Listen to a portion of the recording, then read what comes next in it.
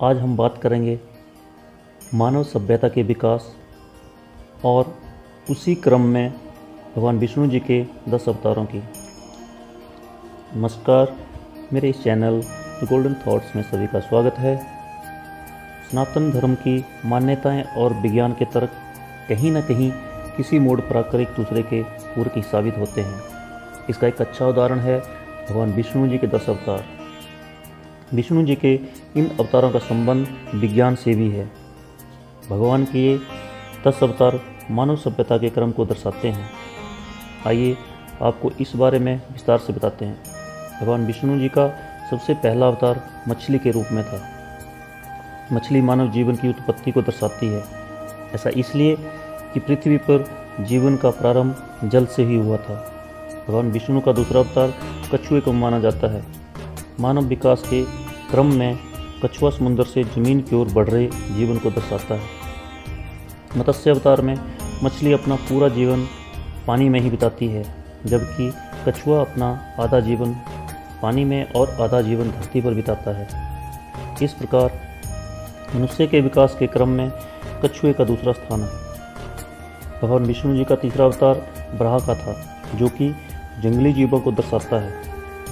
अर्थात बराह अपना ज़्यादातर जीवन जमीन पर और कुछ जीवन ही कीचड़ या जल में बिताता है।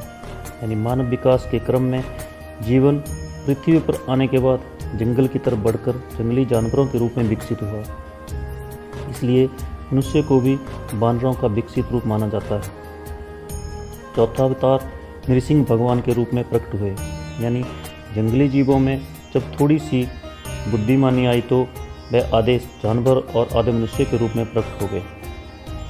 विकास के क्रम में नृसिंह भगवान आधे शेर और आधे मनुष्य के रूप में प्रकट हुए थे। पांचवें अवतार में भगवान विष्णु वामन के रूप में प्रकट हुए। नृसिंह आधे शेर और आधे मनुष्य के माध्यम से मानवीय रूप में आने वाले जीव ने अब एक बौने मनुष्य के रूप में जन्म लिया है। मनुष्य दो प्रकार के हुए, होमो इरेक्टस और होमो सेपियंस।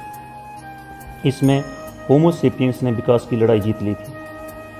अब विकास के क्रम में अपना अस्तित्व बनाए रखने के लिए मनुष्य को औजार की आवश्यकता भी पड़ी, तो भगवान विष्णु ने परशुराम के रूप में अवतार लिया।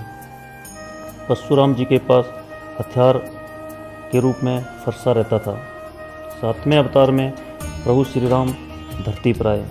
जब धरती पर राजा, प्रजा और समाज का ताना बाना भी बुनने की आवश्यकता पड़ गई, ऐसे में भगवान विष्णु मर्यादा पुरुषोत्तम राम के रूप में प्रजा के लिए आए।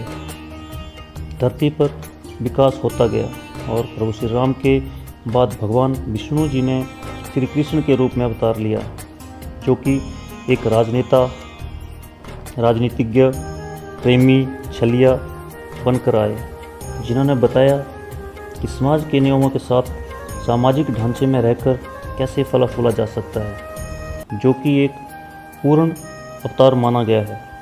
9वें अवतार में महात्मा बुद्ध ऐसे अवतार हुए जिन्होंने नृसिंह से उठे मानव के सही स्वभाव को खोजा। इन्होंने मानव द्वारा ज्ञान की अंतिम खोज की पहचान की। 10वें अवतार में कल्कि भगवान आएंगे, जो कि कलयुग में पाप का अंत करेंगे। श्री भागवत पुराण के अनुसार भगवान कल्कि का अवतार कलयुग की समाप्ति और सतयुग के संधि काल में होगा। इस प्रकार जैसे जैसे धरती पर सभ्यता का विकास होता गया, वैसे वैसे ही भगवान भी अपने उसी रूप में अवतार धारण करते रहे। जय श्री राम।